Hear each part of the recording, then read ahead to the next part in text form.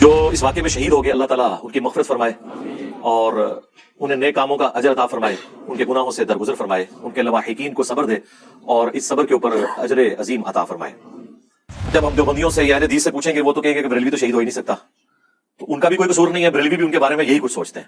لیکن ہم تو بریلوی دیوبندی اہل حدیث کو تو چھوڑ دیں، ہم تو اس تفریق سے بھی اوپر اٹھ کے، سنی شیعہ تفریق سے بھی اوپر اٹھ کے اسلام کی نظر سے تمام مسلمانوں کو دیکھتے ہیں الحمدللہ۔ یہ جو اگر ہے نا، اس کے اندر جو ہے قیامت مضمر ہے کہ وہ سمجھتے ہیں کہ سب کے سب اہل حدیث گستاخ رسول ہے، اور اہل حدیث سمجھتے ہیں کہ سب کے سب بریلوی مشرک ہیں، تو یہ ایک دوسرے کے جنت میں جانے کے بھی قائل نہیں ہے، یہ کلیئر کٹ بات۔ یہاں مدینہ شریف کے ساتھ عشق اور محبت کا لیول یہ ہے کہ لوگ کہتے ہیں کہ جی مجھے مدینے کی گلیوں سے پیار، مدینے کے پھولوں سے، کانٹوں سے، کتوں سے، سوائے مسجد نبوی کے امام کے، کیونکہ وہ گستاخ ہے۔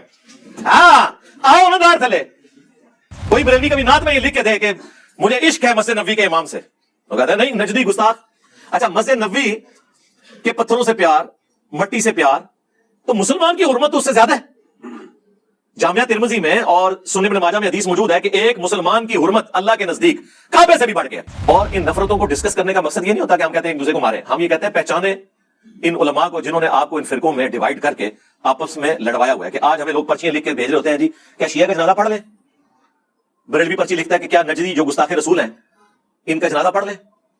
ظاہر ہے جی ان کو تو یہی کچھ پڑھایا گیا نا ایک دوسرے کے بارے میں، ٹھیک ہے مس ہینڈلنگ بھی ہوئی ہے، لیکن ایک عام آدمی جب مر جاتا ہے اس کا کیا لینا دینا المحنت کے ساتھ، اس کا کیا لینا دینا حسام الارمین کے ساتھ، اس کا کیا لینا دینا احکام شریعت میں لکھے ہوئے فتووں کے ساتھ، اس کا کیا لینا دینا البریلویہ کتاب کے اندر لکھے ہوئے جھوٹوں کے ساتھ، الا یہ کہ جس کے عقیدے ہیں وہ ایک معاملہ الگ ہے۔ لیکن یہ تو بڑوں نے ڈیوائیڈ کیا نا، اب ہمارا کام ہے کہ ہم ایسے مواقع کے اوپر ان کو جھنجھوڑیں کہ خدا کے لیے ٹالرنس اپنے اندر پیدا کریں، ایک دوسرے کے اوپر فتوے لگانا چھوڑ دیں۔ یہ چھوٹے جتنا مرضی اکٹھے ہو جائیں، ان کے بڑوں نے ایک دوسرے کو اسلام سے باہر نکالا ہوا ہے، چھوٹوں کی جرت ہی نہیں ہے کہ وہ اکٹھے ہو سکے، کیونکہ ان کو پھر باغی تصور کیا جائے گا۔ خادم رضوی صاحب کے بیٹے جو ہے نا سعد رضوی صاحب، انہوں نے صرف اپنی پولیٹیکل جماعت کی وجہ سے اہل حدیث اور دیوبندیوں سے ملاقاتیں کی علماء سے، تو انہی کے فرقے کے دوسرے مولانا صاحب ڈاکٹر جلالی صاحب نے کہا کہ یہ برائلر رضوی ہیں، ان کی ٹانگیں توڑنی چاہیے۔ حسام الارمین میں حمزہ بریلوی صاحب نے لکھا کہ یہ جو علماء دیوبند ہیں یہ سب کے سب مرتد یعنی واجب القتل ہے، اور اجماع ہے اسلام سے خارج ہے یہ۔ اس کے جواب میں جب المحنت علی المفند لکھی علماء دیوبند نے، انہوں نے کہا کہ احمد بریلوی اور ان کی پوری جماعت ایک شیطانی لشکر ہے جو ہم علماء دیوبند پہ حملہ آور ہوئی ہے، اور ساتھ لکھا رضی اللہ عنہم علماء دیوبند کے 14ویں صدی کے مولویوں کو، جیسا کہ شیاطین حملہ آور ہوتے تھے انبیاء کے اوپر۔ ان کا ہم انبیاء کے وارث ہیں اور یہ ان کافر شیاطین کے وارث ہیں، تو کافر کہہ دیا، کافر سے نیچے تو یہ بات نہیں کرتے۔ اور اہل حدیث کے بارے میں انہوں نے اسی المحنت میں لکھا کہ محمد بن عبد الوہاب اور ان کی پوری جماعت یہ تو خوارج کی ایک جماعت ہے، آج ریالوں کے چکر میں اکٹھے ہوئے ہیں، ادروائز ان کے بڑے ایک دوسرے کو اسلام سے نکالے بیٹھے ہیں۔ لیکن نبی صلی اللہ علیہ وآلہ وسلم نے فرمایا کہ اگر وہ کلمہ پڑھ دے تو پھر تو اسے قتل نہ کر، اور اگر تو نے اسے قتل کیا تو قتل کرنے کے بعد اللہ کے حضور وہ اس جگہ پر کھڑا ہوگا جہاں قتل کرنے سے پہلے تم کھڑے تھے، اور تم اس جگہ پہ کھڑے ہو جاؤ گے جہاں اس کے قتل ہونے سے پہلے وہ کھڑا ہوا تھا۔ بالکل ریورس، یہ ہے ٹالرنس کا لیول۔ یہاں تو ایک دوسرے مسلمان کو یہ بینیفٹ آف ڈاؤٹ دینے کے لیے تیار نہیں ہوتے۔ نبی علیہ السلام نے فرمایا جب اس نے کلمہ پڑھ لیا تھا پھر بھی تو نے اسے قتل کر دیا، کہ یا رسول اللہ ایسا ہی ہے۔ فرمایا کیوں؟ کہ یا رسول اللہ اس نے ڈر کے کلمہ پڑھا تھا۔ اللہ اکبر۔ آپ نے فرمایا تو نے اس کا دل چیر لیا تھا کہ وہ ڈر کے کلمہ پڑھ رہا ہے۔ اسامہ تو کیا کرے گا جب قیامت والے دن وہ شخص کلمہ پڑھتا ہوا اللہ کے حضور تیرے خلاف مقدمہ قائم کر دے گا؟ اسامہ تو کیا کرے گا؟ اسامہ تو کیا کرے گا؟ اسامہ تو کیا کرے گا؟ حضور یہ جملہ رپیٹ کرتے رہے حتیٰ کہ اسامہ کہتے ہیں کہ میرے دل میں خواہش ہوئی کہ آج سے پہلے میں کافر ہوتا، آج کلمہ پڑھ کے مسلمان ہوتا، کم از کم میرے نام اعمال سے ہی گناہ تو دھل جاتا۔ ہم پوچھتے ہیں اسامہ ابن زید نے کیوں نہیں کہا یا رسول اللہ غوث قطب ابدال جو ہیں وہ تو پوری کائنات کو دیکھیں گے، ہاں میں نے دل چیر لیا تھا، وہ تو اپنے مریدوں کے دلوں کے حال کو بھی جانیں گے، تو میں تو اتنے اعلیٰ درجے کا مسلمان ہوں، میں نے دل چیر لیا تھا۔ اس زمانے میں یہ عقیدے نہیں ہوا کرتے تھے۔ اس میں پھر ہم بولتے ہیں نا کہ بابت شاہی کوئی نہیں، اگر صحابہ کرام کا یہ سٹیٹس ہے پھر برا لگتا تھا ہم نے اسے کمپلیٹ کیا۔ یہ دیکھیں آپ سامنے لکھا ہوا ٹیبل پہ کہ نبی کے جیسا ہے ہی کوئی نہیں، بابت شاہی کوئی نہیں۔ اب تو خیر یہ پوری آپ لوگوں نے غزلیں اس پہ لکھنی شروع کر دی ہیں۔ ہاں ایک سمجھ لو جنہوں کہہ دینا ایک ٹائٹل مل گیا انہوں نے اگے ٹوریا ہو ٹھیک ہے, علی کے جیسا ہے ہی کوئی نہیں, بنو امیہ تھے شاہی کوئی نہیں, بڑھانے جو سارے ایک پاسے سارے اور رشتے رکھو جڑے قرآن و سنت تو ثابت نے, دوے پاسے انہاں دے کھڑے کیتے ہوئے رشتے, ٹھیک ہے, تو فٹ کریے پوری اسی بیر میں آپ پوری نظم لکھ دیں.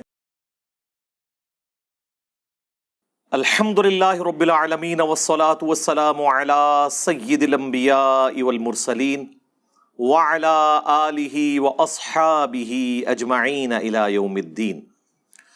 الحمدللہ آج 31 جولائی 2022 کو سنڈے کے دن ہمارا یہ پبلک سیشن نمبر 54 منعقد ہونے جا رہا ہے. آپ کے سوالات یہ پرچیوں کی شکل میں میرے پاس آ چکے ہیں, لیکن انہیں ڈسکس کرنے سے پہلے ایک بڑا افسوسناک واقعہ ہمارے شہر میں ہوا 2 دن قبل.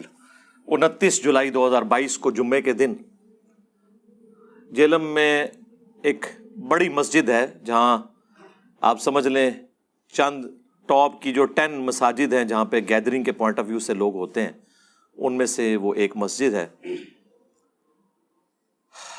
مسجد یہاں پہ مزار کے ساتھ بنی ہوئی ہے. جیلم کے ساتھ ملحقہ ایک گاؤں ہے کالا دے کے نام سے, اور وہاں پہ جو سلسلہ نقشبندیہ مجددیہ کے بزرگ دفن ہیں ان کا سلسلہ چل رہا ہے, اور یہی وہ سلسلہ ہے جہاں سے ہمارے خادم رضوی صاحب بھی بیعت تھے, اور فیصل آباد میں جو بریلوی بہت بڑے عالم دین ہیں سعید اسد صاحب, ان کی بیعت بھی یہیں سے ہے. ان کے والد صاحب جنہوں نے وہ آب کوثر کتاب لکھی, مفتی امین صاحب, وہ بھی یہیں سے بیعت تھے. اسی لیے آپ اگر ان کی مسجد میں جائیں تو محراب کے اندر لکھا ہوا ہے جہلم شریف, اپنا وہ سارا, چونکہ ظاہر ان کے لیے تو شریف ہے نا, آپ ہماری وجہ سے بدماش ہو جائے تو لادہ بات ہے, تو ویسے تو شریفوں کے لیے تو شریف ہے. تو ادھر کافی بزرگ ہیں, ہماری بدماشی سے کوئی فرق نہیں پڑے گا, شریف ادھر بہت زیادہ ہیں الحمدللہ. بہرحال یہ تفنن کی بات اپنی جگہ, لیکن یہ ایک افسوسناک واقعہ ہے کہ جمعے کے دن نماز کے بعد جب لوگ سنت نوافل ادا کر رہے تھے, اسی دوران جو مسجد کا صحن ہے اس میں ایک ٹینٹ لگا ہوا تھا, کافی مہنگا, انہوں نے آلموسٹ 1 ملین پلس روپیز لگا کے انہوں نے واٹر پروف ٹینٹ لگایا ہوا ہے. آپ کو پتہ ہے بارش بہت زیادہ تھی, اور وہ ٹینٹ بھی ایسا ہے کہ اس کے اندر پانی جمع ہو جاتا ہے, نیچے لیکیج نہیں ہوتی, یا تو اس سے کوئی اینگل دیا ہو کہ ساتھ ساتھ پانی نکلتا رہے, لیکن وہ پانی جمع ہوتا رہا تو آپ سمجھ لیں ایک لینٹر جتنی وزن اس کا بن جائے گا پانی جمع ہو کے. ایک سائڈ تو پھر بھی اس کی مضبوط تھی جہاں پہ وہ باندھا ہوا تھا, دوسری سائڈ پہ انہوں نے جو مسجد کے اوپر چھوٹی سی دیوار ہوتی ہے نا, جسے آپ سمجھ لیں وہ چھوٹے چھوٹے انہوں نے مینار بنائے ہوتے ہیں مسجد کی خوبصورتی کے لیے, 2-2 فٹ کے 2.5 فٹ کے, اس کے ساتھ باندھا ہوا تھا. اب وہ بیچارے کہاں اتنا بڑا وزن لے سکتے تھے, جب وہ پانی بڑھ گیا تو وہ ساری کی ساری دیوار جو اوپر والی تھی وہ آلموسٹ آپ سمجھ لیں 70-80 فٹ سے بھی زیادہ بنتا ہے اس کا پورا سپین, بلکہ 100 فٹ سے بھی زیادہ ہے وہ. کیونکہ میں کافی عرصہ وہاں جمعہ پڑھتا رہا ہوں, جب میں ایف ایس سی میں تھا اس وقت 1994 کی میں آپ کو بات کر رہا ہوں. تو وہ سارے کا سارا دیوار والا پورشن نیچے گرا, جو لوگ وہاں پہ سنتیں نوافل ادا کر رہے تھے تو اتنی بلندی سے, آلموسٹ 3ری منزل کی بلندی سے, تو چھوٹا سا پتھر بھی گرے, اور اتنے بڑے بڑے پتھر گرے جن لوگوں کے سروں پہ لگے یا ریڑھ کی ہڈی کے اوپر.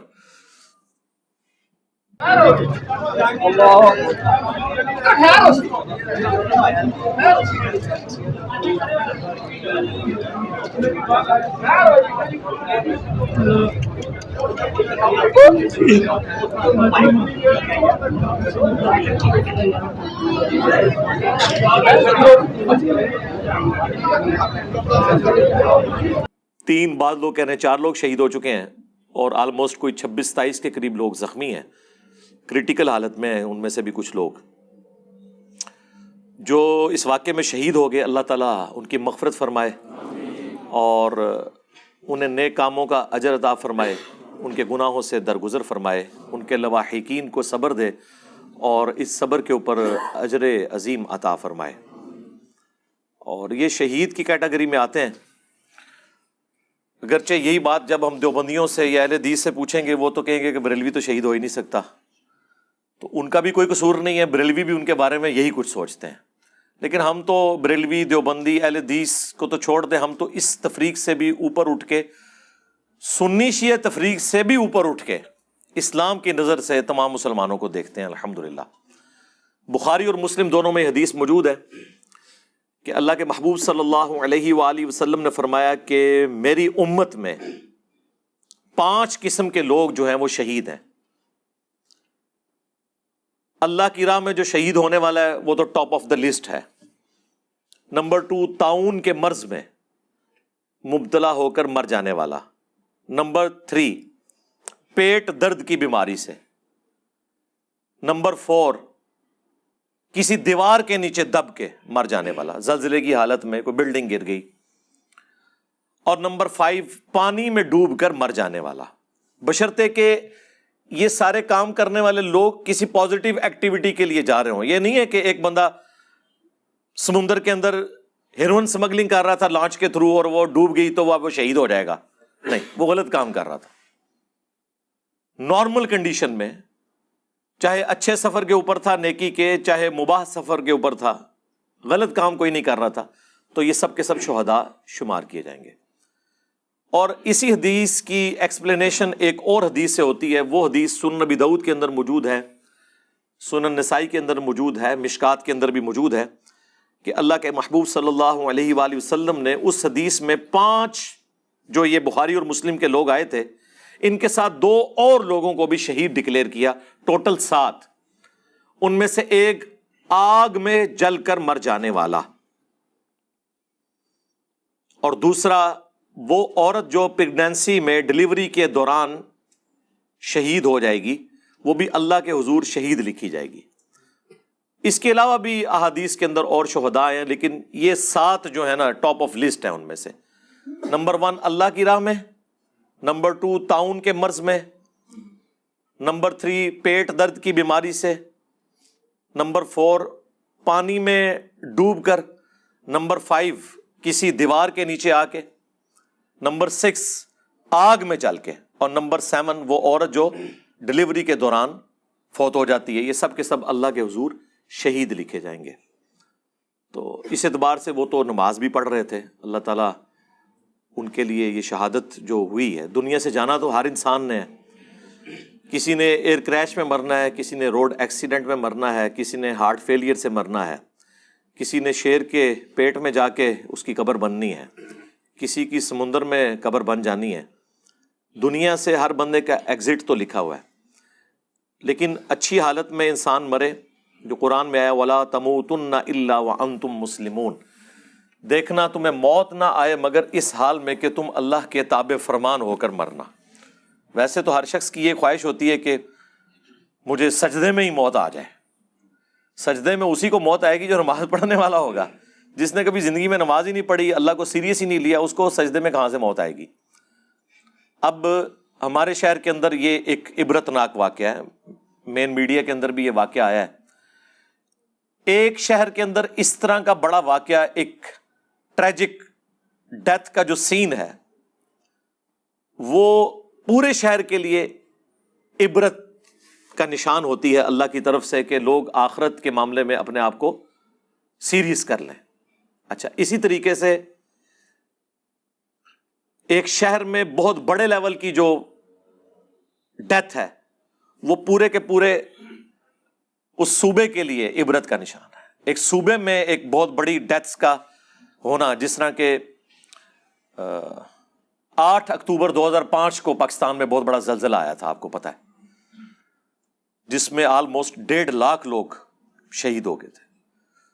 وہ ایک ملکی کیا انٹرنیشنل لیول کے اوپر بہت بڑی ڈیٹرنس ہے اللہ تعالیٰ کی طرف سے کہ انسان اپنی موت کو سیریس لے۔ ہر شخص نے اپنے وقت کے اوپر دنیا سے چلے جانا ہے، لیکن جانے والے لوگ جو دنیا میں باقی ہیں ان کے لیے عبرت چھوڑتے ہیں کہ آپ مرنے سے پہلے اپنی آخرت کی تیاری کر لو۔ اکثر لوگ یہ بھی پوچھتے ہیں کہ جی زلزلے میں اتنے لوگ مر گئے، ان کا کیا قصور تھا؟ 1.5 لاکھ لوگ مر گئے، چھوٹے چھوٹے بچے شہید ہو گئے۔ بھائی 1.5 لاکھ لوگ تو ویسے ہی روزانہ مرتے ہیں۔ 1 گھنٹے میں 6000 لوگ عام حالت میں بھی دنیا سے کوچ کر جاتے ہیں، جو اسٹیٹسٹیکل ڈیٹا ہے ہمارے پاس۔ تو 1.5 لاکھ بنتا ہے آلموسٹ 24 گھنٹے میں۔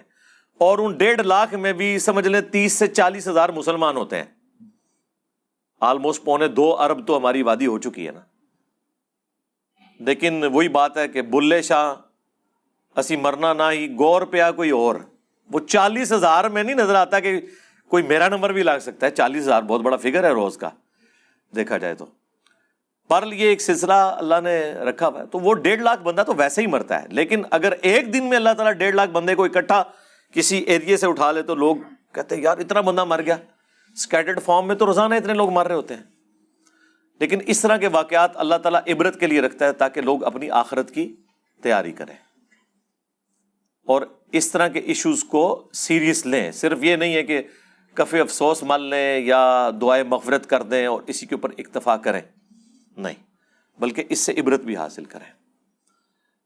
باقی جو میں نے شروع میں بات کی تھی تکلیف کے حوالے سے، تو بخاری اور مسلم دونوں میں حدیث ہے کہ تمام مسلمان ایک جسم کی مانند ہے. اگر جسم کے کسی ایک حصے میں تکلیف ہوتی ہے تو پورا جسم اس کی تکلیف کو محسوس کرتا ہے. پھر نبی علیہ السلام نے اس میں بالکل کلیئر کیا کہ باہمی اخوت، بھائی چارے، محبت، یہ سارے کے سارے رشتے گنوائے. ان تمام رشتوں میں تمام مسلمان ایک جسم کی مانند ہیں. اگر جسم کے ایک حصے میں تکلیف ہو تو پورا جسم اس کی تکلیف کو محسوس کرتا ہے. اور مسلم شریف میں تو آگے بھی الفاظ موجود ہیں. نبی علیہ السلام نے مثال دے کر سمجھایا کہ اگر آنکھ میں تکلیف ہو یا سر میں تکلیف ہو تو پورا جسم رات کاٹ کے گزارتا ہے اس تکلیف کی وجہ سے. تو اس طرح ایک مسلمان کی تکلیف دوسرے مسلمان کو محسوس کرنی چاہیے. لیکن افسوس اب یہ موقع ایسا ہے، چلیں یہ ایک نیو ایئر میسج بھی ہو جائے گا مسلمانوں کے لیے، کیونکہ آج یکم محرم 1444 ہجری شروع ہو چکا ہے بمطابق 31 جولائی 2022. آج یکم محرم ہے 1444. تو اس میں ایک میسج کے طور پہ بھی چیز چلی جائے کہ آج مسلمان اپنے مسلمان دوسرے فرقے والے جو لوگ ہیں ان کی تکلیف کو محسوس نہیں کرتے، بلکہ شاید خوشی ہی مناتے ہیں. ایک فرقے کا بڑا عالم مرتا ہے نا تو اس کے ماننے والے کہتے ہیں کہ اللہ کی جنتوں میں پہنچ گیا. چلیں جنید جمشید صاحب کی مثال لے لیتے ہیں. شہید ہو گیا، ظاہر ہے وہ آگ میں جل کے شہید ہوئے ایئر کریش کے اندر. تو لیکن دوسرا کہتا ہے جی جہنم واصل ہو گیا. اب ویسے میری وجہ سے انہوں نے اوپر سے ایکٹنگ کی ہوئی ہے، لیکن پھر بھی یہ کہتے نہیں ہیں. میں نے اس لیے چیلنج دیا تھا کہ اس پلانٹ ارتھ پہ جو ان کے مفتی اعظم ہیں پلانٹ کے، وہ لکھ کے دیں کہ ہمارے سوا جتنے فرقے ہیں اگرچہ ہم انہیں گمراہ، بدعتی، گستاخ، بد مذہب سمجھتے ہیں، لیکن ہے ہمارے مسلمان بھائی. جن عقیدوں پہ ہیں انہی پہ اگر وہ مر گئے ایک نہ ایک دن اللہ کا عذاب بھگتنے کے بعد جنت میں کلمے کی برکت سے چلے ہی جائیں گے. تو آپ کو کوئی بریلوی بڑا عالم یہ لکھ کے دیوبندی اہل حدیث شیعہ کے بارے میں نہیں دے گا، کوئی دیوبندی بریلوی اہل حدیث کے بارے میں نہیں دے گا، کوئی اہل حدیث بریلوی دیوبندی شیعہ کے بارے میں نہیں دے گا. ہاں ایکٹنگ کرنے کے لیے جس طرح ایک وہ گلے پھاڑنے والے مولوی نے کہا تھا کہ جا تیری اس بات کا بھی جواب میں نے دیا کہ کوئی بریلوی ہو، کوئی دیوبندی ہو، کوئی اہل حدیث ہو، اگر اللہ کے ساتھ شرک نہ کرتا ہو. ہم دیوبندیوں کو بھی مسلمان سمجھتے ہیں، بریلویوں کو بھی سمجھتے ہیں. جا دفع ہو جا، آج کے بعد اب دین کی بات نہ کر. جا تیرے اس چیلنج کا بھی جواب دیتا ہوں. کوئی بریلوی ہو، کوئی دیوبندی ہو، کوئی اہل حدیث ہو، اگر انہوں نے اللہ کی ذات کے ساتھ شرک نہ کیا ہوگا اپنے گناہوں کو بھگت کے جنت میں چلا جائے گا. ہاں تو سرکار ہو تو بارش بھی یہی کہتے ہیں کہ اگر کوئی اہل حدیث ہو اور گستاخ رسول نہ ہو تو انشاءاللہ جنت میں جائے گا. یہ جو اگر ہے نا اس کے اندر جو ہے وہ قیامت مضمر ہے کہ وہ سمجھتے ہیں کہ سب کے سب اہل حدیث گستاخ رسول ہیں اور اہل حدیث سمجھتے ہیں کہ سب کے سب بریلوی مشرک ہیں. تو یہ ایک دوسرے کے جنت میں جانے کے بھی قائل نہیں ہے. یہ کلیئر کٹ بات ہے. اگلے دن فی البدی میرے دماغ میں وہ جیسے آپ کو پتہ ہے کوئی نہ کوئی آمد ہو جاتی ہے، تو اگلے دن میرے دماغ میں یہ آمد ہوئی. میں نے اپنے پبلک سیشن میں بھی یہ بات کی کہ یہاں مدینہ شریف کے ساتھ عشق اور محبت کا لیول یہ ہے کہ لوگ کہتے ہیں کہ جی مجھے مدینے کی گلیوں سے پیار، مدینے کے پھولوں سے، کانٹوں سے، کتوں سے، سوائے مسجد نبوی کے امام کے، کیونکہ وہ گستاخ ہے۔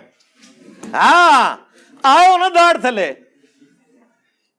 کوئی بریلوی کبھی نعت میں یہ لکھ کے دے کہ مجھے عشق ہے مسجد نبوی کے امام سے، وہ کہتے ہیں نہیں نجدی گستاخ۔ اچھا مسجد نبوی کے پتھروں سے پیار، مٹی سے پیار، تو مسلمان کی حرمت تو اس سے زیادہ ہے۔ جامعہ ترمذی میں اور سنن ابن ماجہ میں حدیث موجود ہے کہ ایک مسلمان کی حرمت اللہ کے نزدیک کعبے سے بھی بڑھ کے ہے نا۔ تو مسلمان کے ساتھ کیوں نہیں پیار؟ نہیں ہے، اس لیے کہ وہ اس کے فرقے کا نہیں ہے، وہ دوسرے فرقے کا ہے۔ یہ نفرتیں ہیں، اور ان نفرتوں کو ڈسکس کرنے کا مقصد یہ نہیں ہوتا کہ ہم کہتے ہیں ایک دوسرے کو ماریں، ہم یہ کہتے ہیں پہچانیں ان علماء کو جنہوں نے آپ کو ان فرقوں میں ڈیوائیڈ کر کے آپس میں لڑوایا ہوا ہے۔ کہ آج ہمیں لوگ پرچیاں لکھ کے بھیج رہے ہوتے ہیں جی کیا شیعہ کا جنازہ پڑھ لیں، بریلوی پرچی لکھتا ہے کہ کیا نجدی جو گستاخ رسول ہیں ان کا جنازہ پڑھ لیں۔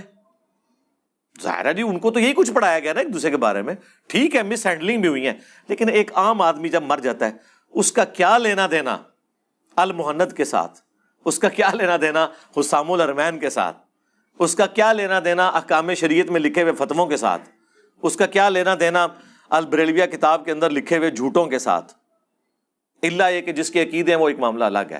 لیکن یہ تو بڑوں نے ڈیوائیڈ کیا ہے نا۔ اب ہمارا کام ہے کہ ہم ایسے مواقع کے اوپر ان کو جھنجھوڑیں کہ خدا کے لیے ٹالرنس اپنے اندر پیدا کریں، ایک دوسرے کے اوپر فتوے لگانا چھوڑ دیں۔ میں اکثر روتا رہتا ہوں کہ یہ چھوٹے جتنا مرضی اکٹھے ہو جائیں، ان کے بڑوں نے ایک دوسرے کو اسلام سے باہر نکالا ہوا ہے، چھوٹوں کی جرت ہی نہیں ہے کہ وہ اکٹھے ہو سکے، کیونکہ ان کو پھر باغی تصور کیا جائے گا۔ خادم رضوی صاحب کے بیٹے جو ہے نا سعد رضوی صاحب، انہوں نے صرف اپنی پولیٹیکل جماعت کی وجہ سے اہل حدیث اور دیوبندیوں سے ملاقاتیں کی علماء سے، تو انہی کے فرقے کے دوسرے مولانا صاحب ڈاکٹر جلالی صاحب نے کہا کہ یہ برائلر رضوی ہیں، ان کی ٹانگیں توڑنی چاہیے۔ جو امام احمد رضا کی فکر سے ٹکرائے خواہ کوئی ہو، اس سے اہل سنت کا کوئی تعلق نہیں ہے۔ میں کہہ رہا ہوں گونگا بولا ورنہ قیامت کو بولا گے۔ آج پورے مسئلے کے رضا پہ حملہ ہے کہ جس بیس پر انہوں نے ساری جنگ لڑی اس بیس کو ختم کر کے ان مقابلوں کو عشق رسول اللہ علیہ وسلم کی ڈگریاں دی جا رہی ہیں، اور یہ رضوی جو چپ بیٹھے ہیں پیور رضوی، میں ان کی بات کر رہا ہوں، برائلر رضویوں کی بات نہیں کر رہا۔ نہ برائلر قادری کو ہم نے مانا، نہ برائلر رضوی کو ہم نے مانا۔ کسی کو شک ہو تو آمنے سامنے مناظرہ کرے کہ برائلر کون ہے اور حقیقی کون ہے۔ تحریک لبیک کی بنیاد ابن تیمیہ کی فکر پہ نہیں، قاسم نانوتوی کی فکر پہ نہیں، اشرف تھانوی کی فکر پہ نہیں، رشید گنگوہی کے فکر پہ نہیں۔ تحریک لبیک یا رسول اللہ صلی اللہ علیہ وسلم کی بنیاد اس عشق رسول صلی اللہ علیہ وسلم پر ہے جس کے پیالے امام احمد رضا بریلوی نے پلائے ہیں۔ اور آج کے نابالغ نظریاتی لوگوں سے کوئی ہیر پھیر کی باتیں کر کے کوئی نئی رضویت بنا کر اگر وہ چاہتے ہیں کہ فکر رضا کی اس فصل کا پھل وہ کاٹ لیں، اشرف آصف جلالی زندہ ہے، ہم ان کی ٹانگیں کاٹ دیں گے، فکر رضا کی فصل کا پھل کسی کو کاٹنے نہیں دیں۔ برائلر رضوی، اور ان کا اصل رضوی ہم ہے۔ وہ رضوی پتہ کس نسبت سے؟ احمد صاحب بریلوی صاحب کی نسبت سے۔ وہ کہتے ہیں سعد رضوی جو ہے یہ برائلر رضوی ہے۔ پھر انہوں نے اس کو کھولا کہ ابھی کیا حسام الحرمین کے فتوے ختم ہو گئے ہیں کہ تم آج ان گستاخوں کے ساتھ صلح کلی کر رہے ہو؟ اس کے لیے ٹرم ڈیوائز کی ہوئی ہے صلح کلی۔ یہ ٹرم سارے یوز کرتے ہیں۔ پہلے ڈاکٹر طاہر القادری صاحب جب تھنک آؤٹ آف باکس کرنا شروع ہوئے نا تو ان کے لیے صلح کلی کی گالی ڈیوائز ہوئی۔ اسی طریقے سے مولانا طارق جمیل صاحب جب ساری جگہوں پہ جانا شروع ہوئے تو ان کو صلح کلی کہ آپ نے تمام سے صلح کرنی ہے۔ اندازہ کریں، اس کو وہ گالی سمجھتے ہیں، ایک پازیٹیو ورڈ ہے، اس کو گالی سمجھتے ہیں۔ اب ان سے کوئی پوچھے کہ اللہ تعالیٰ تو قرآن حکیم میں سورہ آل عمران میں جتنے آسمانی مذاہب ہیں انہیں صلح کلی کی دعوت دیتا ہے کامن ایجنڈے کے اوپر۔ قل یا اہل الکتاب تعالوا الی کلمۃ سواء بیننا وبینکم الا نعبد الا اللہ۔ آؤ اہل کتاب، جیوز اور کرسچنز، ہم اور تم بھی اس ایک بات پہ اکٹھے ہو جاتے ہیں کہ ہم اللہ کے سوا کسی کی عبادت نہ کریں. یہ ہماری کامن ٹرم ہے. جتنے بھی آسمانی مذاہب ہیں وہ ابراہیمی دین کے ماننے والے ہیں. اور ابراہیم ما کان ابراہیم یہودی ولا نصرانیہ، ابراہیم نہ تو یہودی تھے نہ نصرانی تھے. ولیکن کان حنیفا مسلما وما کان من المشرکین، بلکہ وہ سب سے ٹوٹ کر ایک اللہ کے ہو گئے تھے. حنیفہ، مسلم تھے اور وہ مشرکین میں شامل نہیں تھے.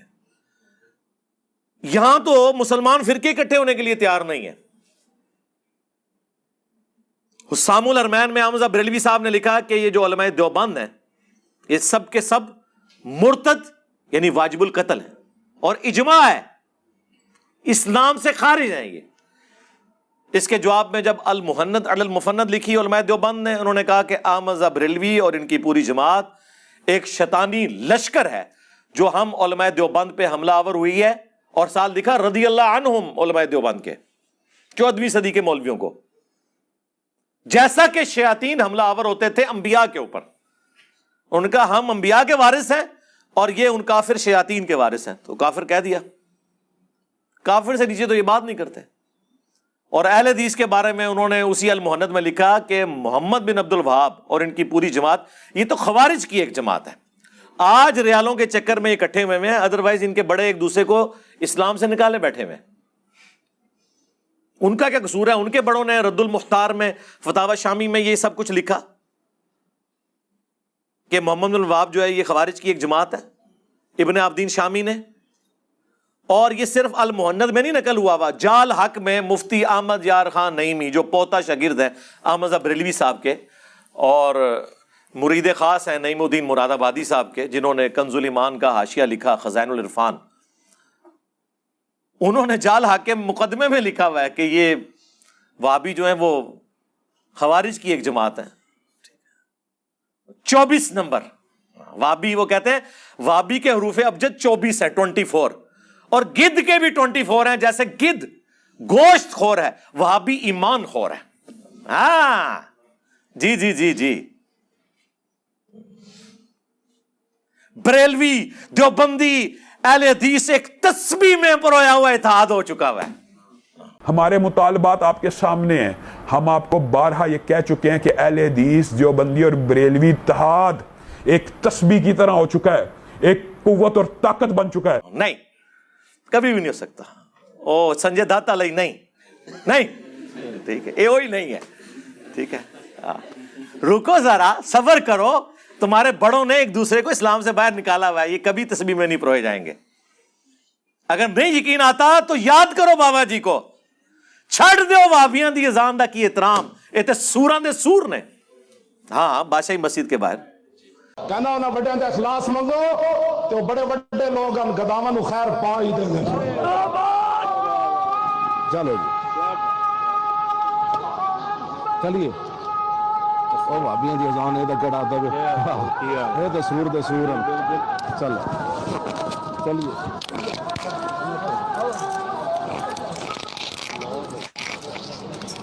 جیسے سور خنزیر اس پلانٹ ارتھ پہ سب سے جو ہے وہ اللہ کے نزدیک پلید مخلوق ہے. باقی یہ نہیں کہ اسے قتل کر دینا ہے کھانے کے اعتبار سے، ویسے اسے بھی جینے کا حق ہے. اس طرح جو وہابی ہیں یہ سوروں کے اندر اگر کوئی سور ہوتا نا، یعنی کوئی ایسا سور جسے خنزیر بھی کہتا کہ اے سور نے اسی نہیں آ تو وہابی نے. ہاں یہ مطلب ہے اس کا. سرکار یہ اولیاء اللہ کی جو تصوف پہ مبنی باتیں ہیں نا، یہ ہم آپ کو سمجھا سکتے ہیں. میں نے کئی دفعہ بتایا کہ وہ ایک بریلوی عالم سیالکوٹ کے اندر جمعہ پڑھاتے ہوئے ان سے کسی نے پوچھ لیا کہ بتائیں کہ آپ دیوبند کو بھی وہابی کہتے ہیں، اہل حدیث کو بھی وہابی کہتے ہیں، تو ان میں فرق کیا ہے؟ انہوں نے کہا کہ فرق یہ ہے کہ کتا کبھی دیکھا ہے؟ انہوں نے کہا ہاں. ان کا ایک کتا ہوتا ہے جس کے 2 کان ہوتے ہیں، ہاں وہ ہے دیوبندی، اور جس کے کان کاٹ دیے جائیں وہ وہابی ہے. ایک دوسرے نو کہنے جے. تو انہوں نے کہا انہوں نے اکٹھا ہونا ہے، ان کے اندر کوئی ٹالرنس کا لیول موجود نہیں. اب میں آپ کو سائملٹینیس کنٹراسٹ بتاتا ہوں کہ صحابہ کرام میں ٹالرنس کا کیا لیول تھا؟ نبی علیہ السلام سے پہلے شروع کر لیتے ہیں، جو کہ موقع ہے، چلیں نیو ایئر میسج بھی چلا جائے گا۔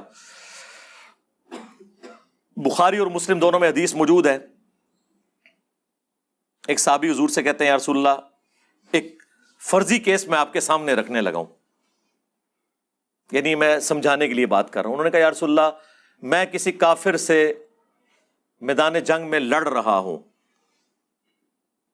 دو بدو لڑائی ہو رہی ہے، اسی دوران وہ کافر میرے اوپر وار کرے اور میرا ایک ہاتھ بھی کاٹ دے، اور تھوڑی دیر بعد وہ میری تلوار کے نیچے آئے اور وہ کلمہ پڑھ دے، تو میں اسے قتل کر دوں؟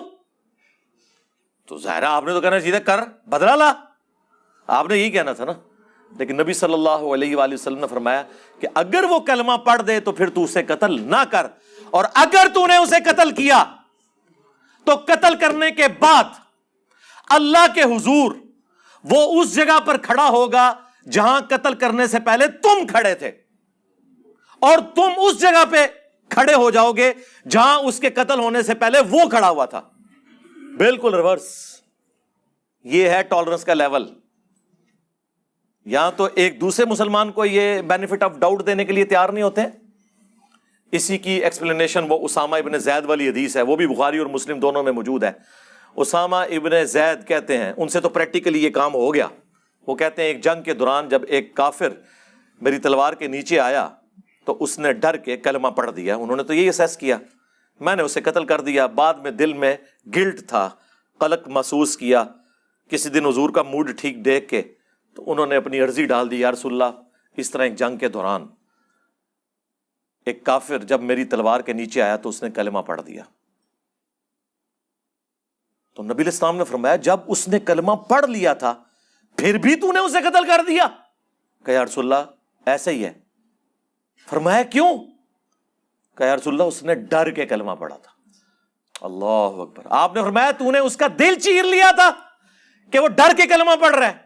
اسامہ تو کیا کرے گا جب قیامت والے دن وہ شخص کلمہ پڑھتا ہوا اللہ کے حضور تیرے خلاف مقدمہ قائم کر دے گا؟ اسامہ تو کیا کرے گا؟ اسامہ تو کیا کرے گا؟ اسامہ تو کیا کرے گا؟ حضور یہ جملہ رپیٹ کرتے رہے حتیٰ کہ اسامہ کہتے ہیں کہ میرے دل میں خواہش ہوئی کہ آج سے پہلے میں کافر ہوتا، آج کلمہ پڑھ کے مسلمان ہوتا، کم از کم میرے نام اعمال سے ہی گناہ تو دھل جاتا۔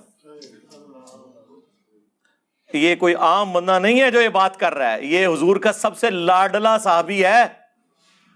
بخاری کے الفاظ ہیں کہ گود میں زانوں پہ ایک طرف حسن ابن علی کو حضور بٹھاتے تھے، دوسری طرف اسامہ ابن زید کو، کیونکہ یہ بھی پوتا تھا وہ بھی پوتا تھا۔ زید ابن حارثہ جن کا نام قرآن میں آیا ہے یہ ان کے بیٹے تھے، تو منہ بولے بیٹے کا وہ بیٹا تھا، نبی علیہ السلام اس سے بہت پیار کرتے تھے۔ حتیٰ کہ بخاری مسلم میں یہاں تک آیا کہ غصے کی حالت میں کوئی شخص رسول اللہ کے غصے کو ہینڈل نہیں کر سکتا تھا تو لوگ اسامہ ابن زید کے ذریعے سفارش کروایا کرتے تھے۔ وہ جب ایک فاطمہ نامی عورت کی چوری کا مقدمہ آیا تھا نا، اس وقت اسامہ کو ہی آگے کیا، باقی سب کو پتا تھا کہ آگے ہونا کیا ہے ہمارے ساتھ، لیکن حضور نے کوئی لحاظ نہیں کیا۔ آپ نے ممبر لگوایا، مسجد میں خطبہ دیا، آپ نے فرمایا تم سے اگلی قومیں اس لیے ہلاک ہو گئی کہ ان کے اشرافیہ کے لیے اور قوانین ہوتے تھے اور عوام الناس کے لیے اور۔ اللہ کی قسم اگر میری اپنی بیٹی فاطمہ بنت محمد صلی اللہ علیہ وآلہ وسلم وسلام اللہ علیہ بالفرض وہ بھی چوری کرتی نا تو میں اس کے بھی ہاتھ کٹوا دیتا۔ یہ نبی علیہ السلام نے ہمیں ایک کرائٹیریا سیٹ کیا ہے کہ دین کی نظر میں سب کے سب برابر ہے، مرتبہ اپنی جگہ، اللہ کے حضور جب پیش ہونا ہے سب برابر ہے۔ بخاری مسلم میں حدیث ہے، اے نبی کے چچا عباس میرے مال سے جو لینا ہے مجھ سے لے لے، اگر اللہ نے تجھے پکڑ لیا میں تیرے کچھ کام نہیں آؤں گا۔ اے نبی کی پھوپھی صفیہ میرے مال سے جو لینا ہے لے لے، اگر اللہ کے حضور پکڑی گئی میں تیرے کچھ کام نہیں آؤں گا۔ اے نبی کی بیٹی فاطمہ میرے مال سے جو کچھ لینا ہے لے لے۔ یہ رسول اللہ اپنے ایک ایک رشتہ دار کو مخاطب کر کے کہہ رہے، اگر اللہ کے حضور تو پکڑی گئی میں تیرے کچھ کام نہیں آؤں گا۔ اور کون فاطمہ؟ جو بخاری مسلم دونوں میں حدیث ہے، جنتی عورتوں کی سردار. جی اگر فاطمہ کا یہ سٹیٹس ہے تے بابے تے شاہی کوئی نہیں جڑے کہندے اسی جناب ادو تک جنت ہی نہیں جاواں گے جب تک تانوں ساریاں نو لینا چاہیے. اتنی بات تو درست ہے، کدھر نہ کدھر لے کے جاؤ گے، جنت ہی نہ کوئی لے کے جا سکتا. ہاں جنت میں اپنے اعمال سے ہی جانا ہے، آپ دوسری طرف کدھر نہ لے جائیو. اب وہ بخاری مسلم کی حدیث کی طرف واپس آئے، اسامہ ابن زید والی. اس حدیث کے بعد مجھے یہ بتائیے، ایک مسلمان دوسرے مسلمان کے بارے میں بدگمانی کرے، جہاں کہ ایک صرف نیو مسلم کلمہ گو جو ڈر کے واقعی کلمہ پڑھ رہا ہے، ہم بھی ہوتے یہی اسیسمنٹ کرتے ہیں، ان کو نبی علیہ السلام بینیفٹ دے رہے ہیں، یہاں تو مسلمان کو بینیفٹ دینے کے لیے تیار نہیں ہے. اور دوسرا اس میں سے جو مدنی پھول برآمد ہوا کہ اگر اسامہ ابن زید کا یہ سٹیٹس ہے کہ انہوں نے دل چیر کے نہیں دیکھا، اور آپ کے بزرگوں نے آپ کو یہ کہانیاں کرائیں اور ہمیں بھی بچپن سے کرائی کہ جی کوئی ادنا صحابی بھی ہو، خواہ حضرت واشی کیوں نہ ہو، ان کی مثال دی جاتی ہے. ان کے گھوڑے کے قدموں کی خاک اگر ان کے گھوڑے کے نتھنوں میں بیٹھے اس کو کوئی غوث کتب ابدال نہیں پہنچ سکتا. اور پھر غوثوں کے بارے میں کلیم کرتے ہیں نہیں پوری کائنات کو وہ ہتھیلی پہ رائی کے دانے کی طرح دیکھتے ہیں، اور سرکار ہوتے موبائل نہیں صحیح طریقے نال دیکھ سکتے کہ کام کس طرح کرتا ہے، جب تک اسی نہ انہوں نے سکھائیے یہ تو چھڑ دو. ہم پوچھتے ہیں اسامہ ابن زید نے کیوں نہیں کہا یا رسول اللہ غوث کتب ابدال جو ہیں وہ تو پوری کائنات کو دیکھیں گے، ہاں میں نے دل چیر لیا تھا، وہ تو اپنے مریدوں کے دلوں کے حال کو بھی جانیں گے، تو میں تو اتنے اعلیٰ درجے کا مسلمان ہوں، میں نے دل چیر لیا تھا. اس زمانے میں یہ عقیدے نہیں ہوا کرتے تھے. اس پہ پھر ہم بولتے ہیں نا کہ بابت شاہی کوئی نہیں اگر صحابہ کرام کا یہ سٹیٹس ہے. پھر انہیں برا لگتا تھا، ہم نے اسے کمپلیٹ کیا. اب یہ دیکھیں آپ سامنے لکھا ہوا ہے ٹیبل پہ کہ نبی کے جیسا ہے ہی کوئی نہیں، بابت شاہی کوئی نہیں. اب تو خیر یہ پوری اب لوگوں نے غزلیں اس پہ لکھنی شروع کر دی ہیں. ہاں اے تے ایک سمجھ لو جنہوں کہہ نا ایک ٹائٹل مل گیا انہوں نے اگے ٹوری آؤ دے، ٹھیک ہے، علی کے جیسا ہے ہی کوئی نہیں، بنو امیہ تے شاہی کوئی نہیں. بڑھاندے جاؤ سارے، ایک پاسے سارے وہ رشتے رکھو جڑے قرآن و سنت تو ثابت نے، دوے پاسے انہاں دے کھڑے کیتے ہوئے رشتے، ٹھیک ہے، تو فٹ کری آؤ پوری اسی بیر میں آپ پوری نظم لکھ دیں. تو یہاں پہ یہ عقیدے کی بھی اصلاح ہوئی. یہ تو نبی علیہ السلام کا سٹیٹس تھا، اس حوالے سے انہوں نے کلیریفائی کیا. اب آپ ذرا نیچے آئیں خلفائے راشدین کی طرف. سب سے پہلے حضرت عثمان غنی رضی اللہ تعالیٰ عنہ، صحیح بخاری میں موجود ہے، 695 نمبر حدیث، مشکات میں بھی موجود ہے. جب بلوائیوں نے انہیں محصور کر دیا گھر تک اور وہ مسجد نبوی میں آ کر امامت نہیں کروا سکتے تھے، تو اصحاب میں سے کچھ لوگ حاضر ہوئے، کہا اے امیر المومنین ہمارے امام تو آپ ہیں. ظاہر ہے اس وقت امام مسجد بھی وہی ہوتا تھا جو ان کے پولیٹیکل لیڈر امام ہوتے تھے خلفائے راشدین. یہ نہیں ہے کہ تنخواہوں کے اوپر امام مسجد رکھے ہوتے تھے. تو ہمارے امام تو آپ ہیں لیکن مسجد پہ فتنوں کے امام کا قبضہ ہے، وہ ہمیں نماز پڑھاتا ہے، ہمیں ڈر ہے کہ ہم کہیں گناہ میں مبتلا نہ ہو جائیں اس کے پیچھے نماز پڑھ کے. حضرت عثمان کا آپ حوصلہ دیکھیں، انہوں نے فرمایا کہ نماز ہی تو مسلمانوں میں ایک نیکی کا کام ہے، اجتماعی طور پہ جو کیا جاتا ہے، تم نیکی کے کاموں میں ان کا ساتھ دو، برائی میں الگ رہو. اس حدیث پہ باب باندھا ہے امام بخاری نے کہ باغی اور بدعتی کے پیچھے نماز پڑھنے کا حکم خلیفہ راشد کی جانب سے، کہ اگر کوئی باغی اور بدعتی ہے، میرا خیال ہے آج کوئی بھی شخص ہم یہ نہیں کہہ سکتے کہ اس سے بڑا باغی اور بدعتی ہو سکتا ہے جو خلیفہ راشد کو اس طریقے سے ظلمن شہید کر دیں، لیکن سب سے بڑے افیکٹی خلیفہ راشد تھے.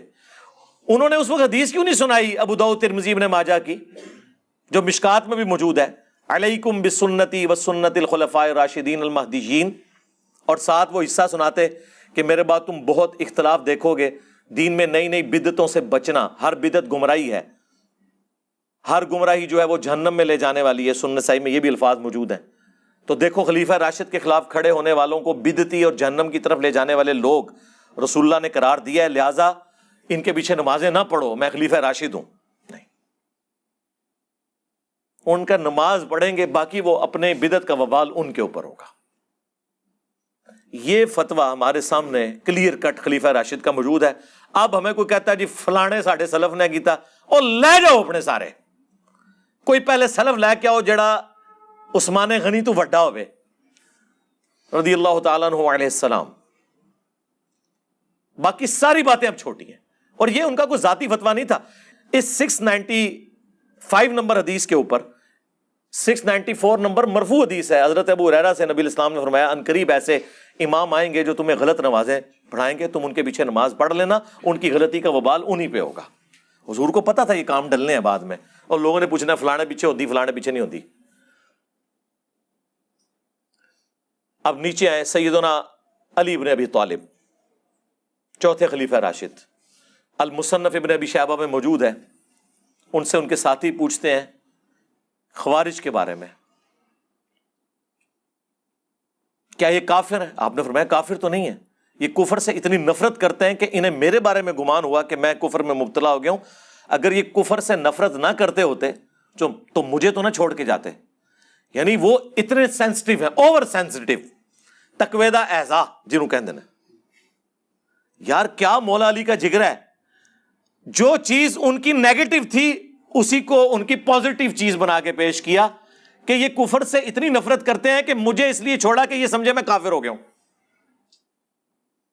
آپ ہوتے تو آپ کہتے ہیں نہیں سرکار رک جائیں، وہ بخاری مسلم میں حدیث ہے جب ایک مسلمان دوسرے کو کافر کہہ دے تو کفر اس کی طرف لوٹ جاتا ہے. وہ مولا علی کو تسی سمجھاؤ گے. مولا علی کو پتا تھا کہ تعویل کی غلطی جب کسی کے اندر ہو تو اسے ایکسیپٹنس دی جاتی ہے. بخاری مسلم دونوں میں حدیث ہے، ابن ابی بلتا جو بدری صحابی تھے، انہوں نے نبی علیہ السلام کی مخبری کر دی، مشرکین عرب کو بتایا کہ آپ مکے پہ چڑھائی کرنے والے ہیں اور اس کے بدلے میں میرے جو اہل و عیال ہیں اور میرا مال ہے اس کی حفاظت تم کرنا. نبی علیہ السلام کو اللہ تعالیٰ نے وحی کے ذریعے بتا دیا. آپ نے مولا علی کو بھیجا کہ فلاں قافلے میں ایک عورت ہے، اس کے پاس وہ خط ہے، وہ مشرکین عرب کے پاس نہ پہنچے. حضرت علی پہنچے، تلاشی اس کی لی گئی، خط نہیں نکلا. تو مولا علی نے فرمایا کہ تیرے کپڑے بھی اگر اتروانے پڑے نا تو اتروائے جائیں گے، خط نکال، کیونکہ جس شخص نے مجھے بھیجا ہے نہ وہ جھوٹا ہے اور جس اللہ نے اسے خبر دی ہے نہ وہ جھوٹا ہے. یعنی مولا علی کا عقیدہ تھا کہ اللہ خبریں دیتا ہے. اور عرض کرے اگر مولا علی کو علم غیب ہوتا تو خود ہی کہہ دیتے کہ جوڑا کھولنا ہوتے پہ ہی ہائے ہائے کیسی پھگی آئی میرے دماغ میں، ہائے ہائے کپڑے تو اتروانے کی ضرورت نہیں تھی، کہ تھریٹ بھی کرنے کی ضرورت نہیں تھی. کتنے کتنے دماغ جانتا ہے جی دا، دیکھو جی کیسی کیسی گلاں بھی چکڑتا ہے جی. ایک گلاں نکلیاں ہوندیاں نا تے آج کروڑاں وچ لوگ گمراہ نہ ہوئے ہوندے. ایک گلاں کڈیاں نے تے کروڑاں وچ لکھاں تے کڈ لینے اللہ دے فضل نال، اللہ دے فضل نال. تو اس نے پھر جوڑے سے خط نکالا. اب وہ خط جب رسول اللہ کی بارگاہ میں آیا تو آپ سمجھ سکتے ہیں ریاکشن کیا تھا. سب سے پہلے تو حضرت عمر نے کہا یا رسول اللہ اجازت دیں اس منافق کا گلا کاٹوں، اس نے رسول اللہ کے ساتھ غداری کی ہے. اب فرمایا کہ عمر چھوڑ دو، بدری اصحاب کی اللہ نے اگلی پچھلی غلطیاں معاف کر دی ہیں. یعنی یہ دنیا کی محبت سے مغلوب ہو کے اس نے کیا ہے. پھر سورہ ممتحنہ میں پوری آیات نازل ہوئی. اللہ تعالیٰ نے ابن ابی بلتا کو چھوڑا نہیں ہے، بڑے سخت الفاظ آئے ہیں. اللہ نے رشتہ داریاں گنوائی ہیں کہ یہ ساری رشتہ داریاں اللہ اور اس کے رسول سے نیچے نیچے ہیں، اللہ رسول کے ساتھ غداری نہیں کرنی. اچھا یہ جو حدیث ہے نا، اس کو امام بخاری ایک چیپٹر کی ہیڈنگ میں لا کر اس کے اوپر انہوں نے ٹائٹل باندھا ہے کہ اگر کوئی شخص تعویل کی غلطی کی وجہ سے کسی کو کافر اور منافق کہہ دے تو وہ کافر اور منافق نہیں ہوتا. سر یہ امام بخاری نے آپ کے سارے فرقوں کا مسئلہ حل کر دیا اس حدیث سے رزلٹ نکال کے. یار حضور کے زمانے میں بدری صحابی کو حضرت عمر منافق کہہ کے کفر نہیں لوٹ رہا، اور حضرت عمر سے توبہ بھی نہیں حضور نے کروائی، کیونکہ انہوں نے صحیح رزلٹ نکالا تھا اپنی جگہ. نبی کے ساتھ غداری اور کیا ہے. لیکن نبی علیہ السلام نے اس کو بینیفٹ دیا کہ یہ دنیا کی محبت سے مغلوب ہو کیسے. تو سرکار آج اگر کوئی کسی صحابی کو گالی دے دے، ایون کسی صحابی کو کافر بھی کہہ دے، تعویل کی غلطی کی وجہ سے کفر نہیں لوٹے گا. وہ میری بات پکڑی جی، ایک جگہ آپ کہتے ہیں حضرت ابو بکر کو کوئی کافر کہہ دے وہ کافر ہو جائے گا، دوسری جگہ کہتے ہیں نہیں ہوگا. جی حضرت ابو بکر کو اگر میں کافر کہوں تو میں کافر ہو جاؤں گا، کیونکہ میں انہیں مومن کامل خلیفہ راشد سمجھتا ہوں. لیکن جو نہیں سمجھتا، جس تک روایتیں ایسی پہنچی، اسے تعویل کی غلطی لگی، تو وہ اپنی تعویل کی غلطی کی وجہ سے کہے گا، اس پہ نہیں لوٹے گا. یہ بیک وقت دونوں باتیں درست ہیں، اور میں نے بخاری سے ثابت کر دی یہ بات. یہ پیورلی ٹیکنیکل علمی بحثیں ہیں. یہ وہ دقیق باتیں ہیں جو ان کے صرف مجتہدین کہا کرتے تھے اور یہ نقل کرتے تھے. ہم نے بچے کو سمجھا دیا یار یہ کوئی راکٹ سائنس نہیں ہے، اس کو سمجھ لو، یہ حدیثیں ہیں، اس سے یہ رزلٹ نکلتا ہے. اب ان کو پریشانی ہو جاتی ہے کہ ایڈی اوکیو کی گلاں عام بندے نوں انہیں سمجھاتی ہیں. وہ تو عام کسی مسلمان کو بھی آپ کافر کہہ دیں تو کفر لوٹ جائے گا اگر آپ اسے مسلمان سمجھتے ہیں صرف غصہ نکالنے کے لیے اپنے بوکس کے اندر. تب ادروائز تو تعویل کی غلطی ہے اللہ کے سپرد. تو مولا علی کی طرف واپس آئے، انہوں نے کہا نہ یہ کافر ہے. پوچھا کہ منافق؟ انہوں نے کہا قرآن میں تو ہے منافق اللہ کا ذکر بڑا تھوڑا کرتے ہیں، یہ تو اتنی لمبی لمبی نمازیں پڑھتے ہیں، یہ منافق بھی نہیں ہے. تو جب کوئی کافر بھی نہ ہو منافق بھی نہ ہو تو تیسری کیٹیگری کیا ہے؟ مسلمان. اور تو کوئی اسپیشیز نہیں ہے ریلیجن کے پوائنٹ آف ویو سے. سورہ بقرہ کے سٹارٹ میں 3 کیٹیگریز آئی ہیں نا، اہل ایمان، کافر اور منافق. مولا علی نے کہا کہ خوارج نہ کافر ہے نہ منافق، تو پیچھے کیا بچا؟ اہل ایمان. ہاں بدعتی ہیں، خارجی ہیں، لیکن اہل قبلہ اہل کلمہ ہے، بینیفٹ ان کو دیا گیا. رہ گیا وہ قتال، وہ تو قرآن میں ہے سورہ الحجرات میں کہ اگر مسلمانوں کا کوئی گروہ بغاوت کرے تو اسے پھر قتال کرو یہاں تک کہ وہ توبہ پر آمادہ ہو. وہ قتال اس وجہ سے نہیں ہوا کہ وہ انہیں کافر سمجھتے تھے، وہ ریٹ آف دی گورنمنٹ کو چیلنج کرنے کی وجہ سے تھا. تو پھر آپ نے فرمایا یہ ایک جماعت ہے جنہوں نے ہم سے بغاوت کی، ہمارے بھائی ہیں، بھگوڑے ہو گئے. یہ مولا علی نے امت کو یہ سمجھایا کہ اگر آپ کا کوئی جانی دشمن آپ کو کافر بھی سمجھے تو آپ نے اسے کافر نہیں کہنا. یہی وجہ ہے جناب ہمارے خلاف کوئی جمعے بڑھا کے کوئی ہمیں قادیانی ڈکلیئر کر رہا ہوتا ہے، کوئی مرتد، لوگ کہتے ہیں جی علی بھائی کا بڑا حوصلہ ہے. بھائی ہم کوئی بنو امیہ کے ماننے والے ہیں، مولا علی کے ماننے والے ہیں، ہمیں اتنا حوصلہ ہے. ہم علمی طریقے سے دیکھتے ہیں کہ ٹھیک ہے ان بیچاروں کو نہیں سمجھ لگی، جس طرح خوارج کو حضرت علی کے ساتھ رہ کے سمجھ نہیں آئی ہے. یہ تو 14ویں صدی میں خوارج علماء کی باتیں سن سن کے اگر سمجھ نہیں آئی ان کو تو کوئی مسئلہ نہیں ہے. مولا علی کے سامنے نہیں لوگوں کو سمجھ نہیں آئی تھی، اور مولا علی کو تو چھوڑ دیں، رسول اللہ کے سامنے ابو جہل تھا اسے سمجھ نہیں آئی تھی.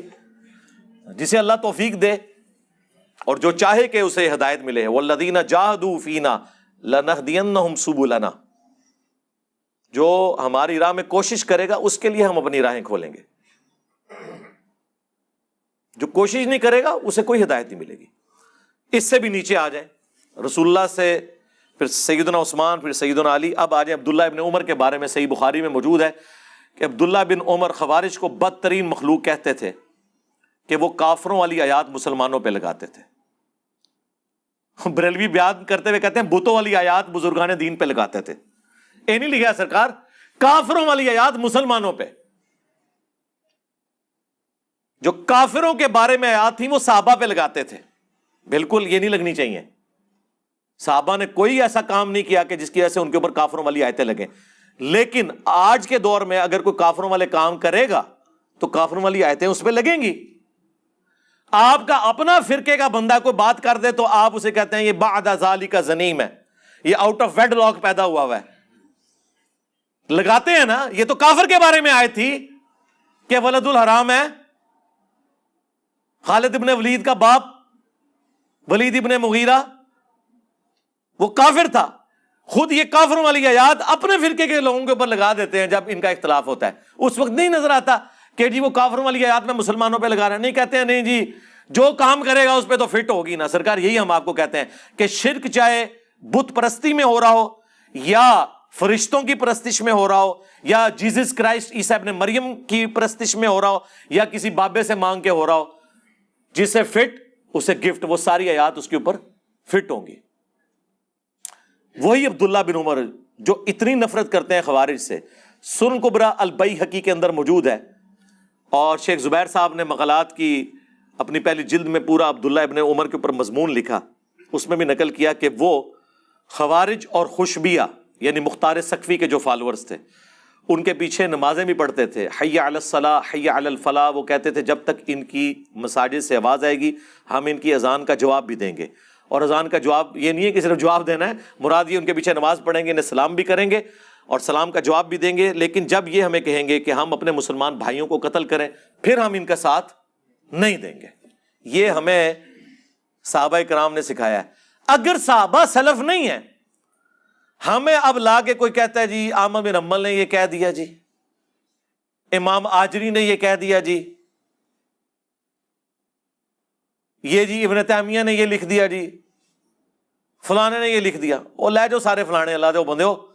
ہمارے لیے سلف نبی الاسلام صحابہ اہل البیت ہیں، صحیح العقیدہ تابعین ہیں، لیکن ٹاپ آف لسٹ نبی الاسلام خلفائے راشدین اور صحابہ کرام ہیں.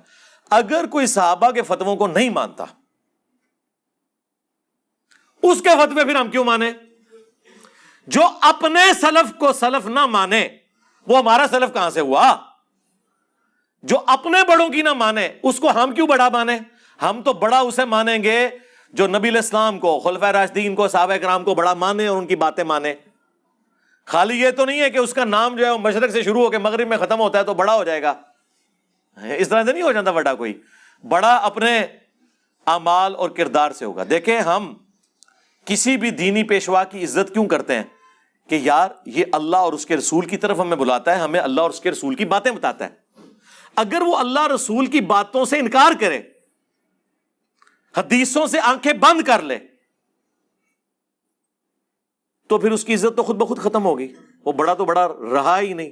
اس کے فتوے وہ اپنے پاس رکھے، روزانہ شیشے میں سامنے رکھ کے اپنی شکل بھی دیکھے، اپنے فتوے بھی دیکھے.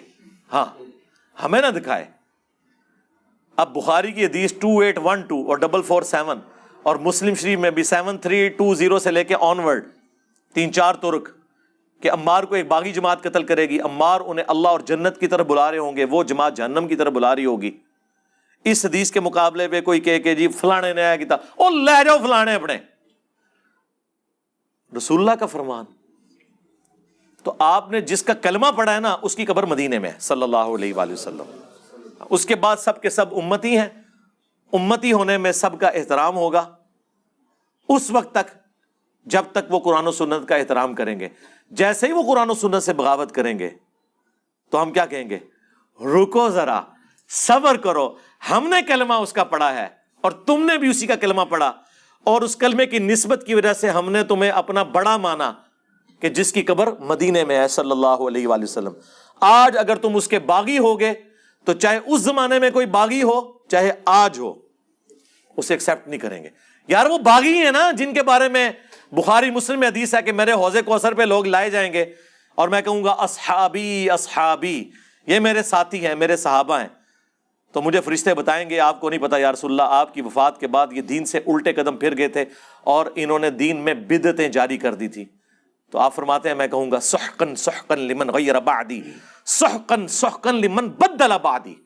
ان پہ پھٹکار ہو، ان کو مجھ سے دور کر دو جنہوں نے میرے مرنے کے بعد میرے دین کو بدل دیا. اور بخاری میں الفاظ ہیں، عبداللہ ابن عباس کہتے ہیں یہ وہ لوگ ہوں گے جن کے خلاف حضرت ابوبکر نے قتال کیا.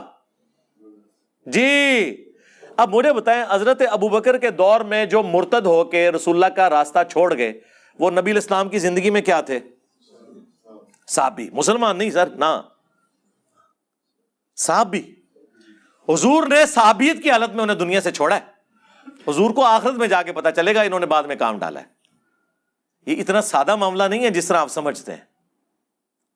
ہاں ان حدیثوں کو لے کر رسول اللہ کے جانثاروں کے اوپر فٹ کرنا، خلفائے راشدین کے اوپر فٹ کرنا، وہ روافظ کا طریقہ ہے.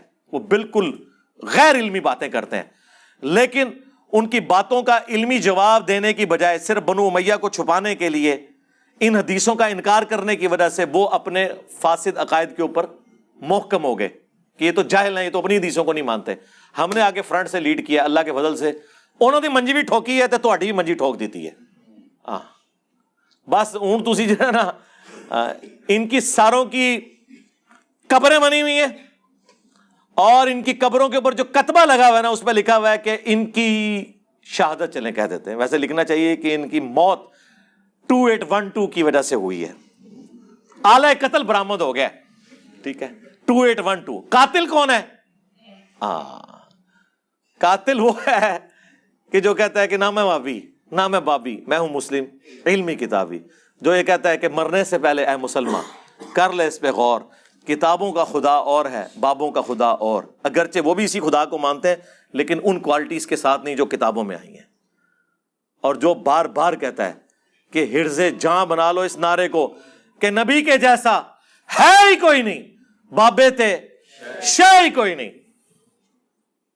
جو آپ سے پھر آجزانہ ریکویسٹ کرتا ہے کہ بول وہی جو حق ہے، ٹائم قیامت تک ہے، لاجواب، قیامت تک آنے والی نسلوں کو بھی علمی چیلنج ہے، جواب دیں لیکن حق بات کے اوپر مبنی ہو، خالی یہ باتیں نہیں کرنا، حق بات جو ہو وہ کی جائے۔